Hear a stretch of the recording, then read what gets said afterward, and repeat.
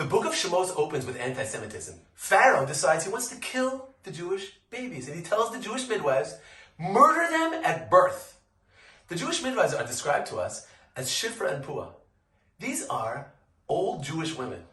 We're talking about someone, a Bubby, okay, in Shifra. And she decides, I'm not doing it.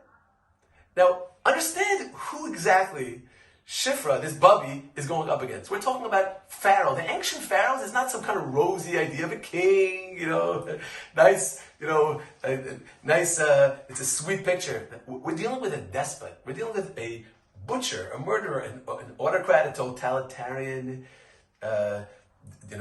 dictator. He doesn't care what anyone thinks or what everyone wants. You look at the guy wrong, you breathe wrong, he chops your head off. Rule of the ancient world, you don't go up against the Pharaoh. That's a stupid thing to do, right? Never do that. And yet, they say, and they turn their back. The Gemara, the Medrash describes, they even talk smack to Pharaoh. How is that possible? Where did they get the energy from? The Torah tells us these Jewish midwives had the fear of God. They were afraid of God, and therefore they defy Pharaoh.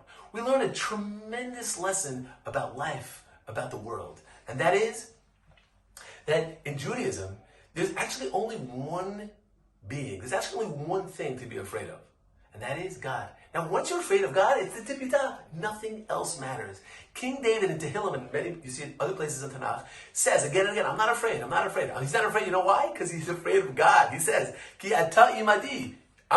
You're with me, that's why I'm not afraid. I'm only afraid of you, God. Who are you afraid of? Are you afraid of your boss, your colleagues, your partners? Who are you afraid of?